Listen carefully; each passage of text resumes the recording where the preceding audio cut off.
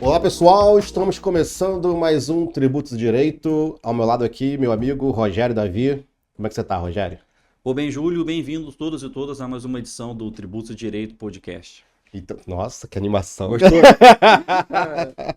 Animação. Hoje a gente tem uma convidada especial, mas antes de apresentar a nossa convidada, quero pedir para você compartilhar esse vídeo, curtir, divulgar aí para os amigos e amigas, que a gente está montando aqui uma comunidade de tributaristas, uma comunidade plural, onde todas as ideias podem ser colocadas à mesa. E nossa convidada de hoje, Rogério, Ah, ela é minha quem é? amiga, a minha amiga há muito tempo. Ela é mestre, é doutora pela UERJ, livro publicado, um monte de artigo. Ajudou muito a UERJ na condução da revista Direito Tributário da UERJ. Ela é uma das responsáveis aí pela revista ter se desenvolvido. É minha amiga Vanessa Benelli. Como é que você tá, Vanessa? Tudo bem com Que você? maravilha, Júlio. Muito obrigada pelo convite. É um prazer estar com você aqui, Rogério, Júlio. Estou muito feliz com o convite. Muito obrigada. E o tema. Além disso tudo, também é cachoeirense. Vamos Ah, registrar aqui. verdade, né? O pessoal de Exatamente. Cachoeiro da Pemirinha, para sentir orgulho que estamos sendo É, representado aqui, né? é Pessoal do isso Espírito aí. Santo, né? Sou do Espírito Santo aí. Um abraço para Rogério, todo mundo de Rogério Cachoeiro. vive lá também, Espírito Santo, né, Rogério? Laços, muitos laços de Cachoeiro, bastante. E o tema de hoje, até pra gente, o tema tem muito assunto, tema longo, né? A gente vai ter aí muita coisa para debater. O tema é o protesto CDA, um tema que eu, quando atuava em execução fiscal, via muito ali. Eu peguei o finalzinho ali desse movimento, já estava saindo para Foi em defesa. 2013, né? Se eu não me engano. Quando eu que veio estava indo eu não cheguei a pegar tantos protestos porque eu estava saindo de execução fiscal. Mas era uma coisa muito preocupante ali para o contribuinte, a forma como isso ia ser efetivado. E a Vanessa está escrevendo sobre o tema, né, Vanessa? Estamos escrevendo aí sobre esse tema. Eu queria que você desse um panorama para a gente desse tema, né, do protesto da CDA. Então, o protesto da CDA ela é um tema que vem sendo discutido no cenário da jurisprudência nacional. E é interessante porque o Supremo validou, né, a possibilidade de nós termos o encaminhamento das CDAs da União, dos estados e dos municípios para protesto.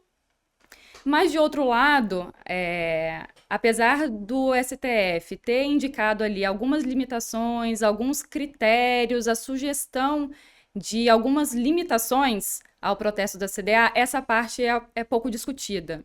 E aí, o que acontece? Os contribuintes que muitas vezes têm discussões ativas no judiciário, questionando a validade daquela cobrança, né? Eles apresentam garantias, que não o depósito do montante integral, né? E aí a execução é suspensa, os embargos à execução está em curso, com muitas vezes perícia sendo realizada. Essa CDA muitas vezes também é encaminhada para protesto. Então, muito embora a gente tenha a confirmação da constitucionalidade do protesto da CDA, me parece que falta um pouco debate sobre a efetividade do protesto em algumas situações. No caso, ela vai caminhar para protesto depois de ajuizada a execução, Lucas? Muitas vezes acontece da CDA ser encaminhada após o ajuizamento da execução fiscal. E esse é um dos pontos de preocupação. Porque o próprio STF coloca no debate, à época da análise desse tema, que existe uma ordem cronológica até para você visualizar a efetividade dessa cobrança extrajudicial. Então, me parece que o objetivo maior desse meio, né, dessa alternativa de cobrança do crédito tributário, esse instrumento extrajudicial de cobrança do crédito tributário, me parece que deve ter o encaminhamento da CDA deve ocorrer antes do ajuizamento da execução fiscal. Porque dentre os aspectos destacados pelo Supremo, quando da análise desse tema, foi o alívio da sobrecarga do judiciário. Então, se você busca reduzir a quantidade de execução fiscal, a quantidade de processos com discussão do crédito tributário, me parece que o protesto ele deve ocorrer antes do ajuizamento da execução fiscal. Então, mas na prática, eu já vi, inclusive, situações em que a execução fiscal já está suspensa, o contribuinte já opôs os embargos à execução fiscal e daí acontece o encaminhamento daquela CDA para protesto, causando óbices negociais para esse contribuinte. Então, o banco muitas vezes entra em contato querendo esclarecimentos, né, solicitando esclarecimentos sobre aquele protesto, fornecedores. Então, na prática, não existe efetividade com o encaminhamento desse débito, desse crédito tributário para protesto, porque se o contribuinte tem interesse em discutir o tema judicialmente, está arcando com ônus aí de advogado, de garantia, de custas processuais, custas, né, despesas com perícia. Me parece que esse contribuinte não vai pagar o débito por conta do protesto. Assim, agora que você comentou sobre esse, o Rogério também acabou te perguntando sobre o tempo, né, na cronologia de uma execução fiscal. Ajuizou a execução fiscal e aí já está uma discussão, né, até com embargos, depois vai para o protesto. Realmente fica um pouco incoerente, porque eu lembro que quando surgiu esse debate também de números do CNJ, de eficiência da execução fiscal, eu lembro que a Procuradoria, pelo menos em âmbito federal, ela arquivou um monte de execução fiscal, mesmo as que estavam em curso. Normalmente eram execuções que estavam paradas há muito tempo, para poder cobrar isso administrativamente. E aí, inclusive, fez o protesto de um monte de processos que estavam em execução fiscal ajuizada. E tinha essa pressão também do judiciário de que estava inflando muito, né?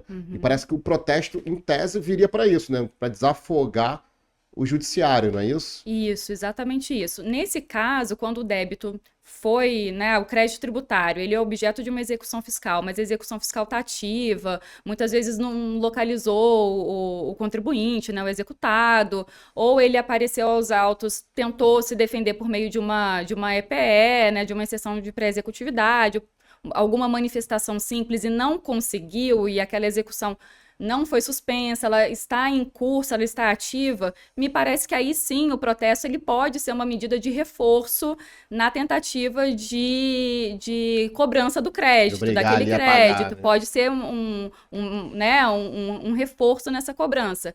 Diferentemente dos casos que o contribuinte está arcando com alguma garantia que não o depósito, então não suspende a exigibilidade do crédito, e aí a gente entra em um dos pontos mais discutidos no momento, porque realmente não existe ainda uma definição do judiciário quanto, de forma definitiva, pelo menos, tem precedentes de vários tribunais analisando essa matéria, mas somente esse ano o STJ afetou a matéria e vai decidir em sede de repetitiva, é o tema 1263 do STJ, e nesse tema vai ser definido os efeitos do seguro-garantia para fins do protesto. Então, a delimitação dessa discussão, ela vai ter como pano de fundo a hipótese em que o contribuinte apresenta o seguro-garantia, ou seja, não apresentou um depósito e não suspendeu a exigibilidade do crédito tributário, né? A jurisprudência já foi consolidada no sentido de que as hipóteses do artigo 151, que traz, né, as hipóteses de suspensão, ela apresenta um rol taxativo e ali nós não temos o seguro-garantia como uma modalidade, né, de suspensão da exigibilidade. A carta de defesa também, Vanessa, está nessa discussão? Também está nessa discussão. Então seria aquela alteração que foi feita na lei de execução fiscal. Isso, artigo 9º. Que trouxe o seguro-garantia, a carta de fiança. Isso, para fins de penhora. Que disse ali que você pode garantir, a execução fiscal. Exatamente. Né? E aí o pano de fundo desse tema no STJ vai ajudar a esclarecer esses efeitos em relação ao protesto. Já houve a definição para fins de certidão positiva com efeito de negativa. Então, me parece que seria coerente que o STJ caminhasse no mesmo sentido de desvincular a análise desse tema às hipóteses do artigo 151 do CTN, que trata da suspensão da exigibilidade do crédito tributário. Acho que, nesse caso, nós podemos analisar o tema à luz de outros princípios, de outros dispositivos, como da própria Lei de Execução Fiscal, do CPC. Eu acho que a gente tem como buscar atender ao que o Supremo disse ao julgar a ADI 5135, porque lá ele deixou muito claro que a análise da constitucionalidade do protesto foi em abstrato. Então, o protesto ele é constitucional em abstrato e foi destacado, inclusive na própria... Quando a gente olha a fundamentação do voto do relator, que foi o ministro Roberto Barroso, ele traz uma análise bem específica, passando pelo exame de proporcionalidade de razoabilidade da medida. E de forma abstrata, o entendimento que a maioria à época se formou foi no sentido de que não haveria a inconstitucionalidade do protesto. Na época, o ajuizamento dessa ADI foi pela CNI, pela Confederação Nacional da Indústria. Tinha uma alegação de inconstitucionalidade formal, porque esse tema ele foi inserido... Existe uma lei, não vou lembrar o número, mas é uma lei de 97 que trata sobre o protesto de títulos. Em 2012, essa lei foi alterada, estabelecendo, dentro do rol dos títulos que poderiam ser encaminhados para protesto, as CDAs. Agora me lembrei. Teve até uma discussão de contrabando legislativo, se eu não me engano. Exatamente. Porque uma das motivações foi exatamente nesse sentido, de que acho que essa lei, na verdade, foi uma conversão de uma medida provisória que tratava do setor elétrico e colocaram Perfeito. ali, né? E aí, quando o STF julgou, falou: olha, é contrabando legislativo, mas nós vamos modular, nós vamos permitir que, né, não se reconheça a inconstitucionalidade dessa prática, né, do devido processo legal, devido processo legal legislativo, né? Porém, eles fizeram um levantamento lá, teve mais de 3 mil normas que tiveram a mesma questão de surrupiar, né, o devido processo legislativo lá. Então eles decidiram modular. Dali em diante falou e mantiveram. Só que de lá para cá a gente já viu outros contrabandos acontecendo. Mas essa questão do contrabando legislativo é uma prática comum do legislativo, inclusive. Mas do Refis fizeram muito. Agora mesmo voto de qualidade. Direto. Voto de qualidade também foi o contrabando legislativo. Colocaram ali a vedação do voto de qualidade, no empate ia para o contribuinte, aquilo não estava sendo previsto. Não, era medida provisória também, conversão de MP. Era uma discussão de transação tributária, mudaram todo o processo administrativo fiscal. É uma prática comum. Vanessa, mas você estava falando do argumento formal, né? Isso, e aí por maioria foi superado, não foi acolhida a inconstitucionalidade formal. E em relação à inconstitucionalidade material, a CNI trazia alguns fundamentos para defender que o protesto da CDA poderia ser equiparado a uma sanção política. Isso é um argumento muito comum, né? De qualquer tipo de meio de cobrança fora da execução fiscal seria a sanção política. Mas das súmulas antigas, né? Isso, exatamente. Com base nessas súmulas, a CNI apresentava seus argumentos para defender a inconstitucionalidade material dessa inclusão, né, das CDAs no rol de títulos que podem ir a protesto, mas também por maioria foi afastado. E aí o ministro Luiz Roberto Barroso faz uma análise muito interessante no seu voto e que me parece assim, razoável, porque de fato há situações em que o protesto pode viabilizar o alcance do objetivo maior do Estado como um todo em cobrar o crédito tributário, né? Então, a CDA, ela tendo a sua presunção a favor do título, né? A gente pensando aí que existiu todo o processo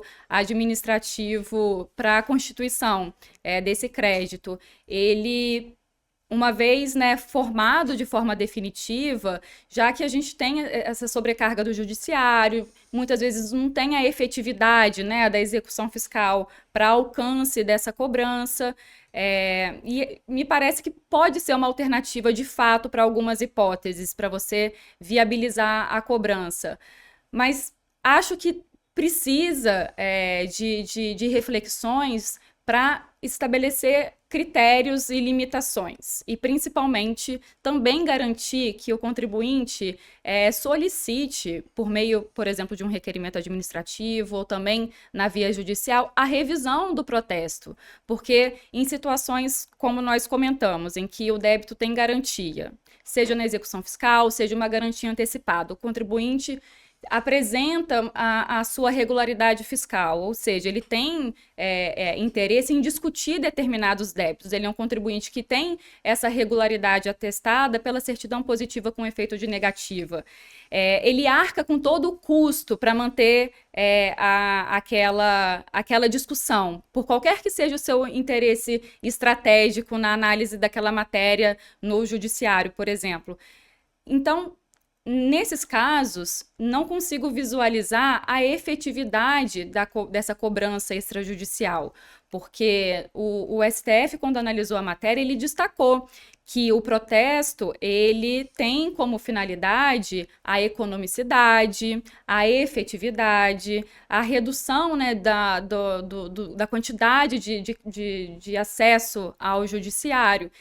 E quando o contribuinte entende por bem ir ao judiciário questionar aquela cobrança e decide arcar com todo o custo envolvido naquela discussão, não consigo identificar o atendimento de nenhum desses aspectos destacados pelo STF. Não há efetividade, porque ele não vai pagar o débito simplesmente porque teve um encaminhamento para o protesto.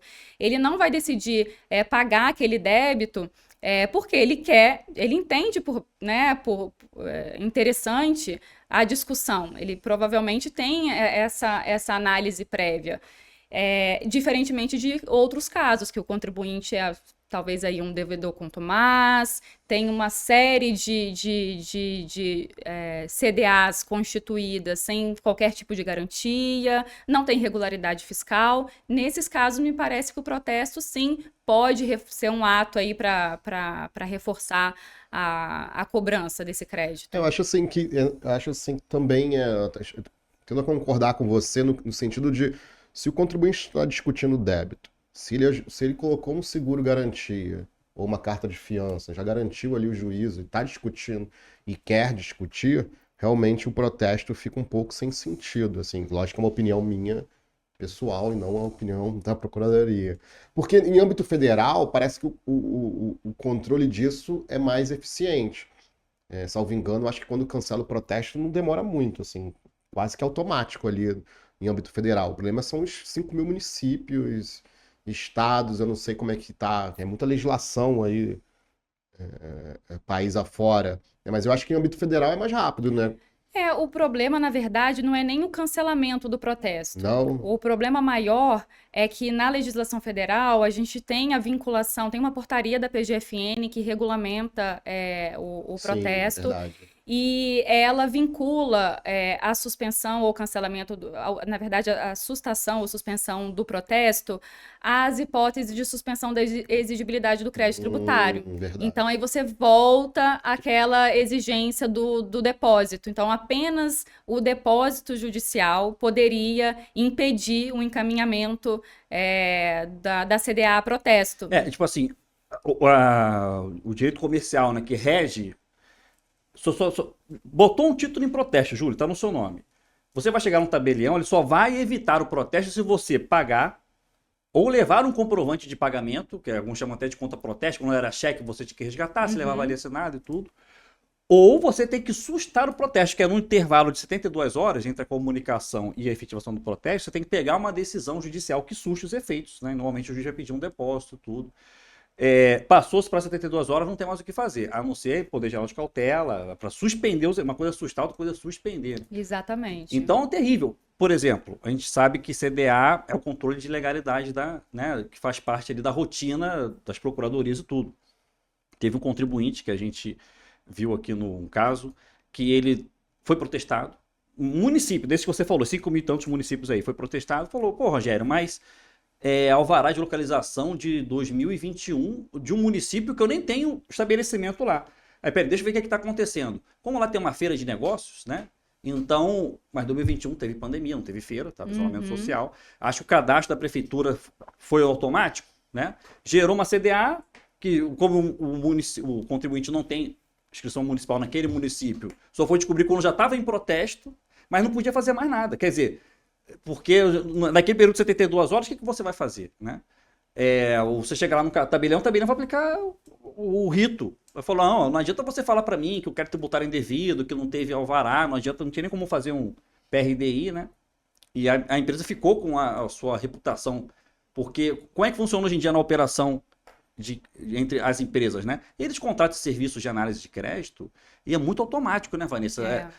Esses bancos de dados de crédito, eles vão colocando o seu rating ali de risco. Quando bate um protesto ali, até você explicar, a gente faz isso com relativa frequência aqui em função disso. Não, peraí, esse débito está garantido, está constituído. Aí você tem que ir lá na empresa, pedir para eles fazerem uma anotação para aquilo não apontar no rating. Bateu no rating de crédito, as portas fecham no sistema financeiro para você na hora. Exatamente, né? isso compromete. Exatamente. Então, esse controle, seja na via administrativa, seja na via judicial, para você comprovar que, no caso concreto, o protesto ele não tem efetividade nessa situação, por exemplo, que a gente conversou, me parece que é uma alternativa para você viabilizar que o contribuinte não sofra efeitos negativos, né, nas suas negociações com as instituições, com seus fornecedores, no mercado de uma forma geral, em razão de um protesto que não vai alcançar a finalidade de cobrança extrajudicial do crédito tributário, porque, por exemplo, ele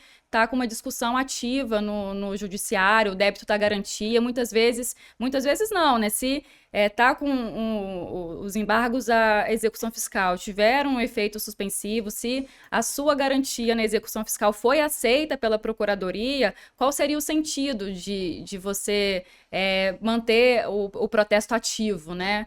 Já que a própria Procuradoria concordou com a modalidade de garantia que você apresentou na execução fiscal. Eu sei que tem um tecnicismo todo para chegar nessa consequência. Eu não estou olhando aqui a portaria da PGFN, ela realmente fala isso, né? Não sei se ainda está em vigor, na verdade, acho que está em vigor essa.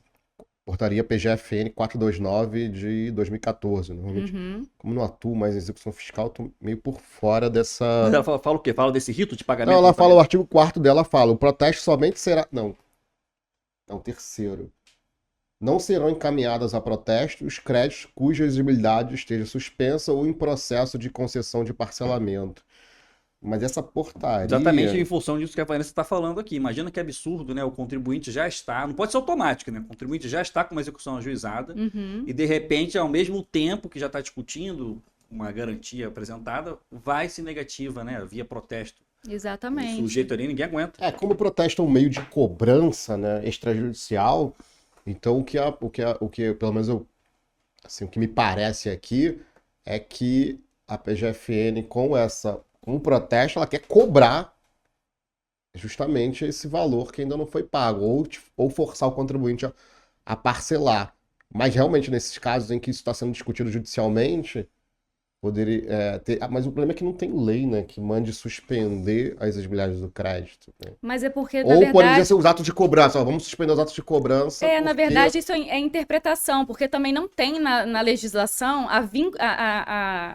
a necessidade de você vincular o não encaminhamento daquele título da CDA a protesto às hipóteses do artigo 151. Essa é uma construção que muitas vezes vem por atos infralegais ao regulamentar a matéria, sem observar as reflexões que o Supremo trouxe no sentido de se observar, no caso concreto, a efetividade dessa cobrança extrajudicial. Então, me parece que o próprio STF coloca ali algumas cautelas a serem observadas nos casos concretos, como, por exemplo, a delimitação de forma clara e objetiva de quais seriam os critérios das CDAs que serão encaminhadas a protesto. Então, na esfera federal, a gente tem a delimitação de valor, mas muitos estados não fazem isso.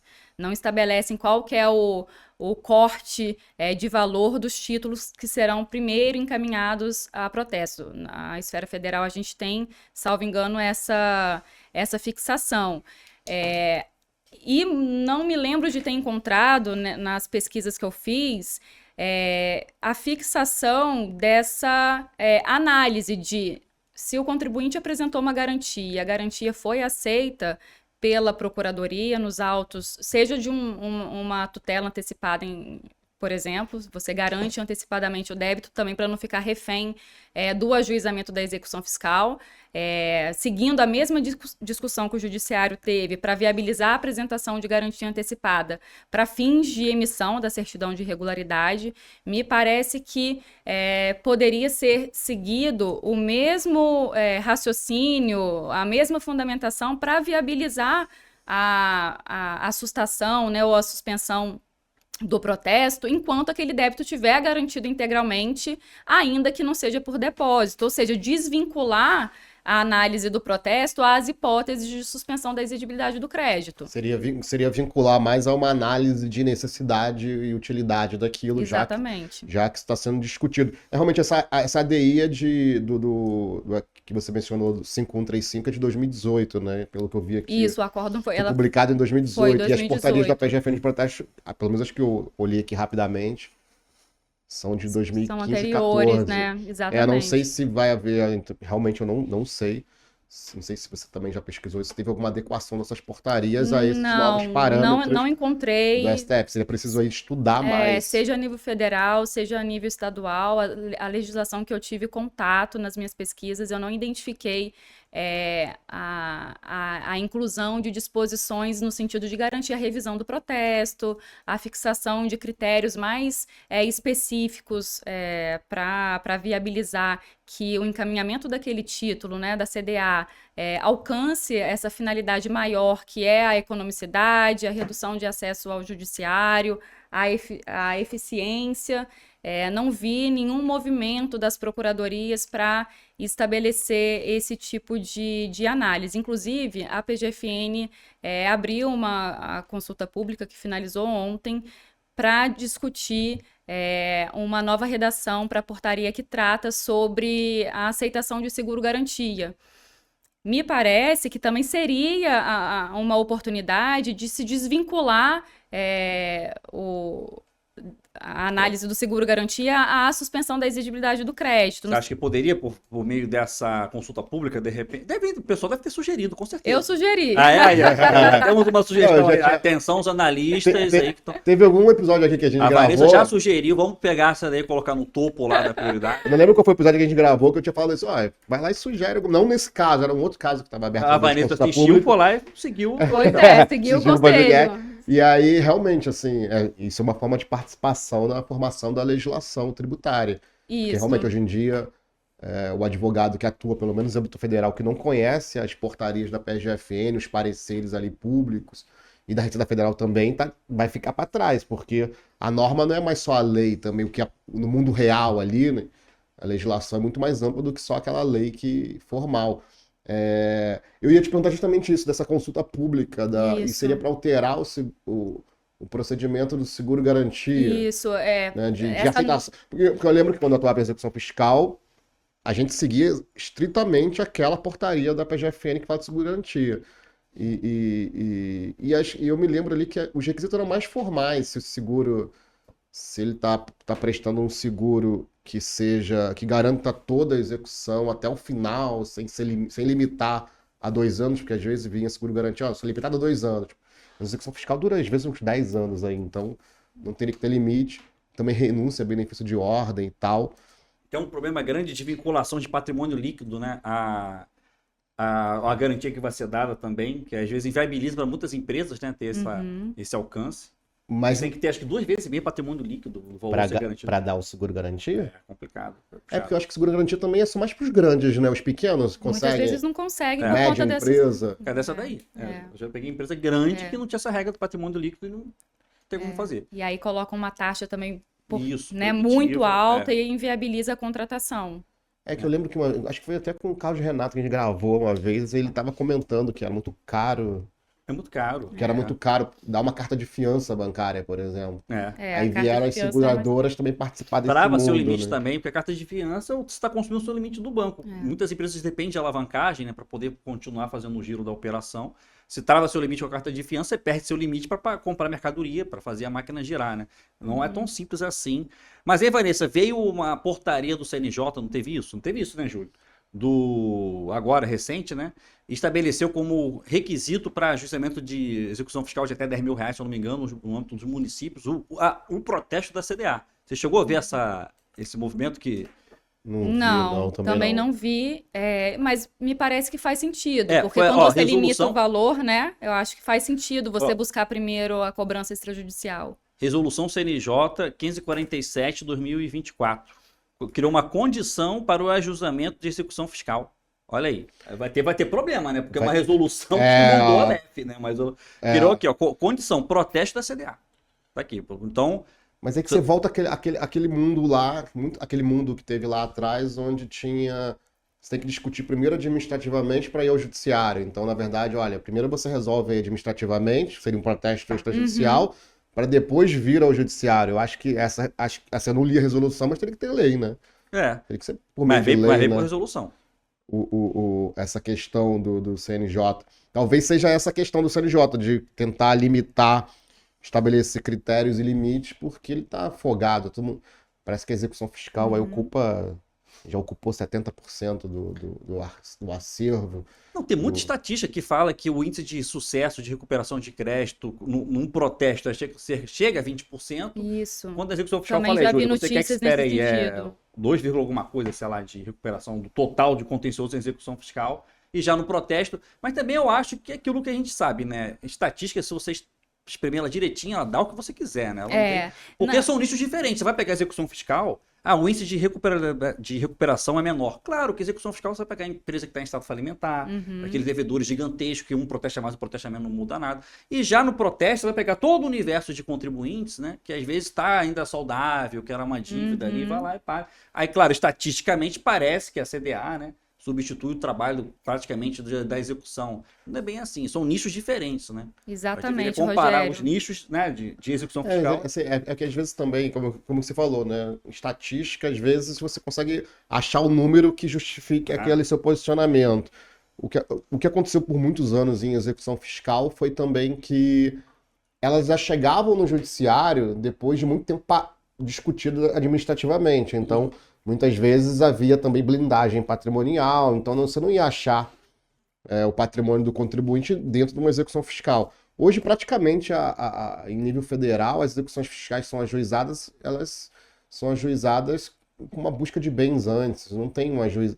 Porque também não tem sentido você ajuizar uma execução fiscal só para procurar o bem do contribuinte em juízo. Se não existe o bem, para que você vai ajuizar a execução fiscal? Melhor protestar e deixar isso parado extrajudicialmente, vai prescrever em 5 anos e não vai ter mais, não vai tumultuar o judiciário, né? Não, é R$ 25.000 o custo de uma execução fiscal, né? 25 ou 27 mil. Eu acho que naqueles números lá do CNJ, não lembro de qual foi o ano, estava dando 20 mil. Foi por É, isso que criaram a portaria é, para arquivar sem baixa na distribuição, que é o Uhum. arquivamento lá do artigo 40 da Lei 6.830, arquivar sem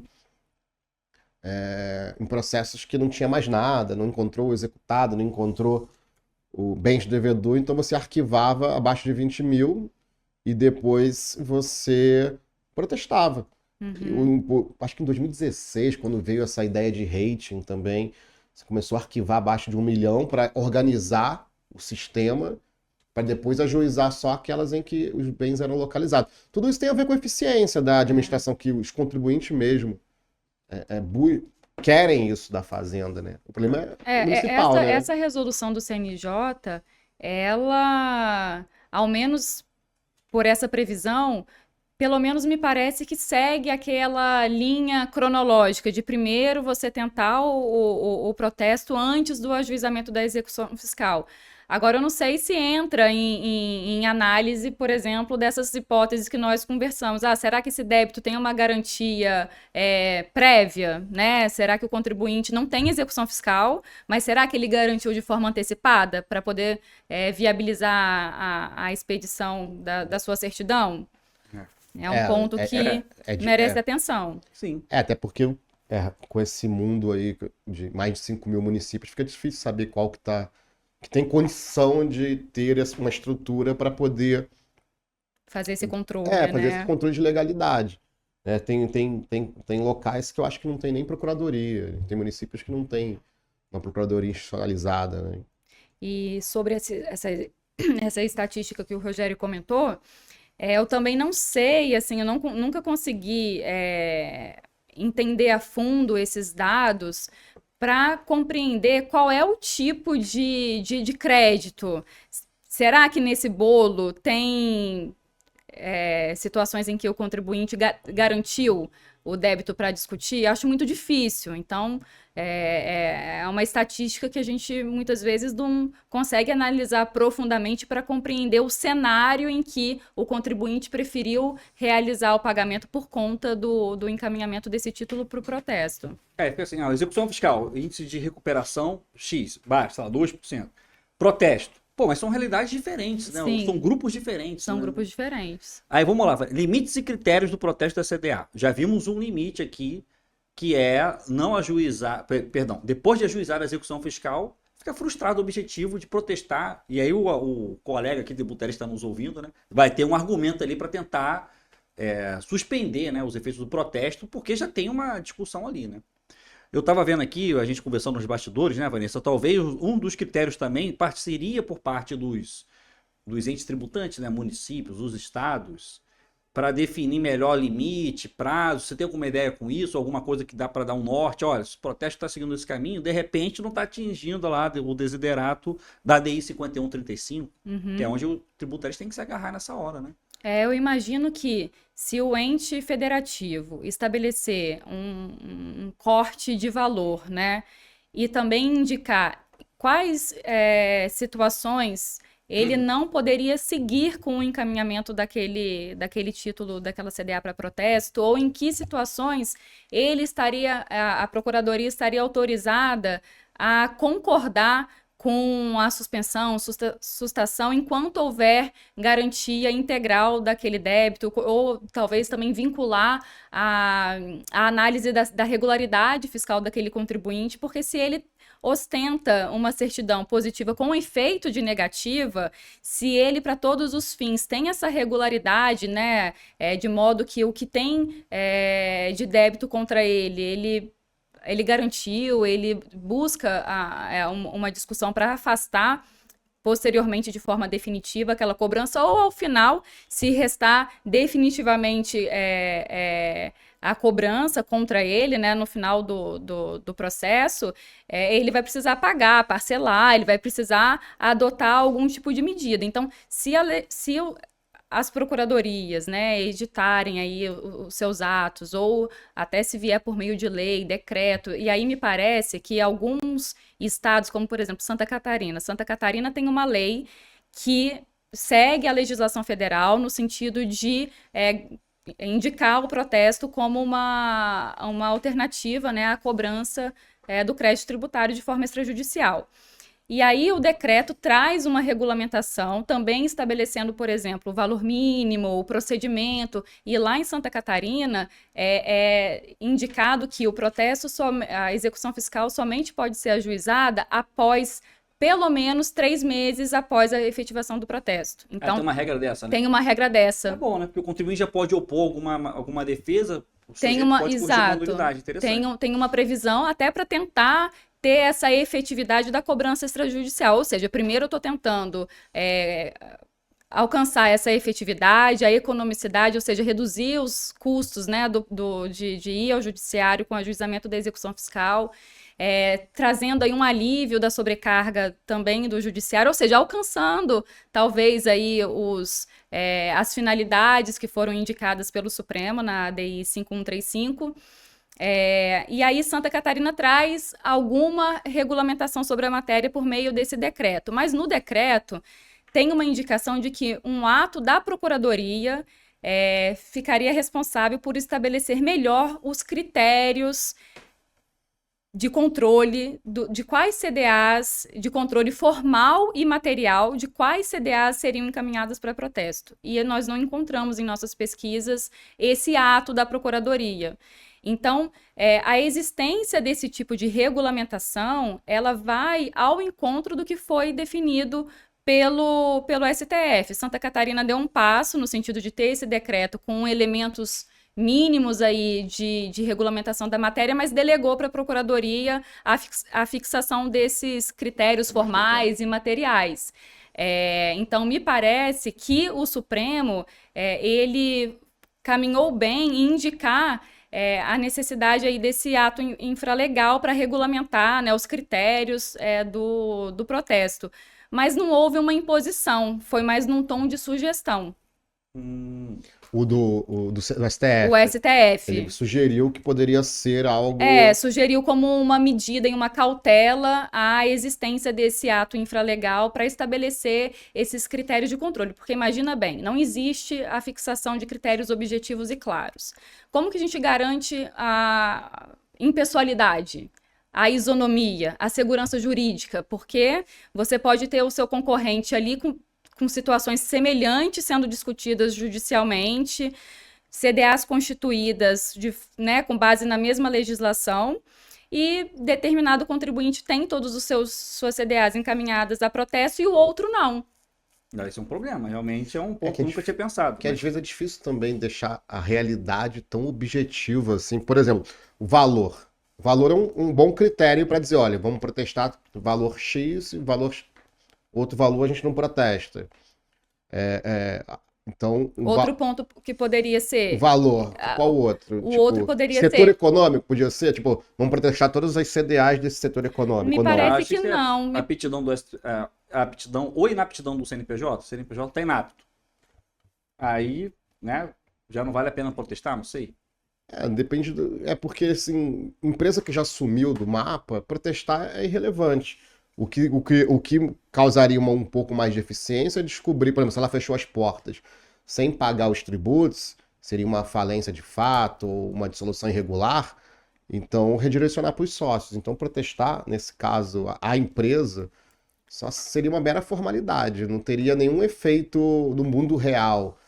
E o que acontecia, essa questão de cobrança pelas procuradorias, ela tem também assim, um histórico de problemas, porque era muito comum, isso é muito, sei lá, em 2007, quando eu atuava mais nessa área de execução fiscal, era muito comum também, quando quando a procuradoria estava cobrando um contribuinte, o contribuinte corria lá para parcelar antes que houvesse algum problema.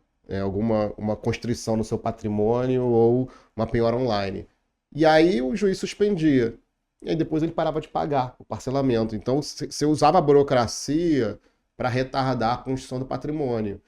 Talvez hoje isso está tendo uma cautela maior dos órgãos de cobrança, pelo menos em nível federal, de não deixar essas situações desse uso da burocracia para postergar o pagamento do tributo. Essa é uma preocupação. A gente falou aqui da consulta pública de seguro e garantia e tudo mais, mas a gente viu que a carta de fiança, seguro e garantia, ela só serve aos grandes. Então, como que ficam os pequenos, as médias nesse mundo? Né? Porque você vai protestar um pequeno, vai protestar uma média empresa que não tenha tanto acesso a seguro e garantia ou carta de fiança, ela não vai conseguir fugir do protesto. Nesse caso... essa vai ser uma preocupação semelhante à cobrança pela via judicial, ao risco que essas empresas ou até mesmo a pessoa física vai correr se ela não fizer o pagamento, porque ela já fica com dificuldades de discutir, porque se ela não consegue garantir o débito de forma antecipada e nem quando vier a execução fiscal, ela não vai ter certidão, ela vai sofrer, né, correr o risco de ter penhora. Então, assim, vai ficar uma situação muito semelhante do risco que ela tem com a cobrança judicial. E aí não vejo muito como fugir dos efeitos do protesto, como forma de cobrança extrajudicial. Não vejo como impedir, né, como viabilizar a suspensão, a sustação ou cancelamento se ela de fato não consegue arcar com aquela discussão no judiciário. Vanessa, e essa consulta pública aí, o que você falou lá? Nessa consulta pública, não, foi uma pequena sugestão, porque tem um artigo da portaria, na redação atual da portaria, que trata sobre os requisitos, né, do seguro-garantia. A portaria da PGFN estabelece que você precisa atender uma série de requisitos formais. Inclusive, nessa sugestão que a PGFN trouxe à discussão, ela apresenta nos anexos o modelo de redação da apólice, né, dos requisitos que precisa ter a apólice para garantir um débito na esfera judicial e também para fins administrativos, como, por exemplo, para um parcelamento. E aí tem um artigo que já existe na redação da portaria que está vigente, falando da aceitação, que atendidos os requisitos, né, haverá aceitação dessa garantia. Mas não fala dos efeitos. Então, um dos efeitos da aceitação poderia ser o não encaminhamento desse título para protesto e não o impedimento da emissão da certidão, como a jurisprudência já foi consolidada no sentido de autorizar que o seguro-garantia, a carta de fiança, como modalidades legítimas para você viabilizar a discussão, né, na esfera judicial, garantindo integralmente o crédito tributário, viabilizando que o contribuinte não fique sem a certidão de regularidade fiscal. Acho que o não encaminhamento para o protesto seguiria essa lógica, porque, poxa, se você tem a certidão de irregularidade, se você está discutindo judicialmente, a PGFN concordou com a garantia que você levou aos autos, qual a finalidade de se encaminhar, de manter ativo esse protesto?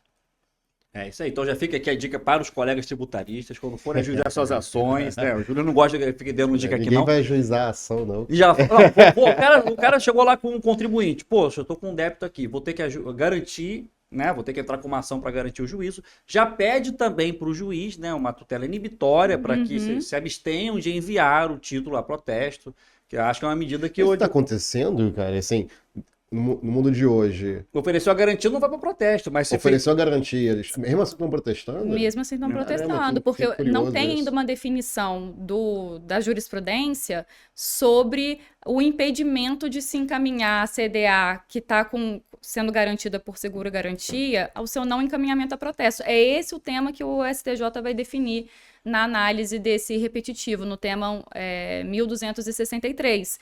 Hoje a jurisprudência ela é divergente, nós temos acórdãos favoráveis no sentido de dizer, olha, não faz sentido você encaminhar a CDA para protesto se a Procuradoria aceitou a garantia, a execução fiscal está suspensa, aguardando o julgamento dos embargos da execução fiscal, que teve os seus efeitos suspensivos garantidos por decisão judicial.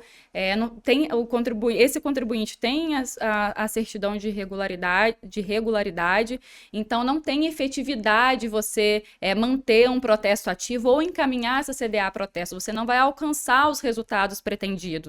Quase um desvio de finalidade, né? Quase que um desvio de finalidade, exatamente. É porque também, depois que mudou o CPC, o juiz tem que decidir se a execução fiscal vai ser suspensa ou não. Logo, Sim, quando ele você tem uma recebe a decisão dos embargos ali, ele tem que decidir. Normalmente isso era, muito tempo atrás, era tudo automático, né? Recebeu os embargos, suspende tudo. E agora ele tem que decidir se ele vai suspender. Realmente eu confesso que eu não sei como é que os juízes estão fazendo hoje, se eles já estão dando essa decisão ou se eles estão também ainda naquele efeito automático. Suspenda a execução. Em regra, havendo a concordância com a garantia, geralmente tem, né? Espera a manifestação da Procuradoria sobre a modalidade da garantia. E aqui a gente tem falado sobre o seguro-garantia, mas vejo que se for um imóvel e existe a concordância expressa pela garantia, pela Procuradoria, acredito que seja o mesmo cenário. Essa discussão ela ficou bem em volta do seguro-garantia e da carta-fiança, mas na minha interpretação, ela ficaria, na verdade, vinculada a qualquer tipo de garantia que... Suspendeu a exigibilidade do crédito, faltou dos atributos então, na verdade, não suspendeu a exigibilidade. Esse é o problema, que não suspendeu a exigibilidade do crédito. O que acontecia quando eu atuava muito em execução fiscal? O contribuinte ia lá, ele garantia a execução com um carro. Quando acabava a execução, e ele perdia nos embargos, aquele carro já não tinha mais valor nenhum. Então existe aí esse problema quando não é dinheiro. Quando não é dinheiro, ou pelo menos um seguro-garantia que ele cobre a atualização monetária, juros, vai ficar esse problema. Ganha a execução fiscal, mas não leva, porque seria uma execução, tinha até uma expressão que Mas aí eu deserta, acredito que frustrada, uma execução frustrada. a PGFN e as demais procuradorias, pelo que eu vejo, elas se manifestam quando acontece esse tipo de situação de apresentação de um bem, elas pedem com recorrência o laudo atualizado daquele bem, no sentido de verificar se continua Aquele cobrindo valor, né? integralmente o crédito atualizado. Então, não havendo essa compatibilidade do valor, geralmente o que acontece é o pedido de reforço de garantia, e às vezes o contribuinte, o executado, faz isso até de forma automática. Viu que o valor está atualizado e aquela garantia já não é suficiente para evitar pedido de substituição de garantia e problemas com penhora online daquela diferença, o próprio contribuinte monitora esse valor para ele complementar se for o caso. Que seria o mais razoável, né? Para garantir a execução fiscal. Mas isso tudo realmente, esse tema do protesto ainda vai dar muito trabalho, né? Eu achei interessante aqui o limite, né? O valor, você consegue imaginar outro A limite? certidão, eu acho que poderia ser um outro item a ser analisado pela procuradoria, verificar qual é a regularidade daquele contribuinte.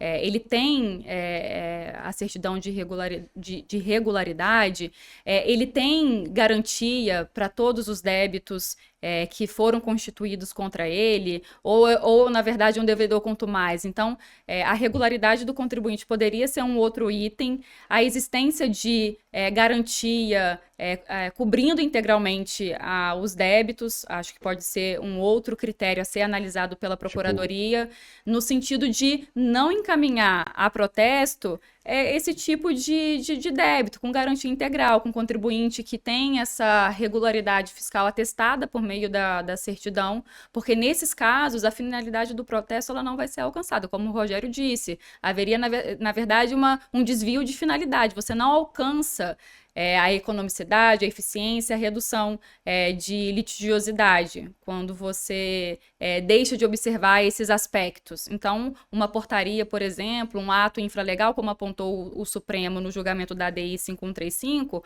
poderia estabelecer esses aspectos como limitadores ao envio da CDA para protesto. E uma outra alternativa mencionada pelo Supremo é viabilizar o pedido de revisão, para o contribuinte ter a oportunidade de demonstrar que, no caso concreto, aquele protesto não vai alcançar a finalidade. Então, a constitucionalidade do protesto foi feita em abstrato e o contribuinte poderia, até na via administrativa, apresentar um requerimento de revisão desse protesto e demonstrar que, no caso dele, a finalidade não vai ser alcançada. E aí ele poderia, inclusive, apresentar esse tipo de documentação, a certidão de regularidade dele, expedida aí nos últimos anos, que tem uma certidão válida, com vigência aí ativa, atestando a existência de todos os débitos apontados no seu relatório de situação fiscal, com garantia, sendo discutido nos processos em que a própria Procuradoria manifestou a sua anuência com aquela modalidade que foi apresentada, que a execução fiscal está suspensa, que está pendente de julgamento ainda os embargos, enfim, tem uma série de elementos que o contribuinte poderia levantar e organizar para viabilizar esse pedido de revisão, seguindo com a tônica que o Supremo deu ao reconhecer essa constitucionalidade em abstrato, porque teve essas ressalvas, e poucas vezes elas são analisadas e discutidas. Mas, Vanessa, você acha que esse pedido de revisão seria no próprio ambiente do cartório de protestos de título?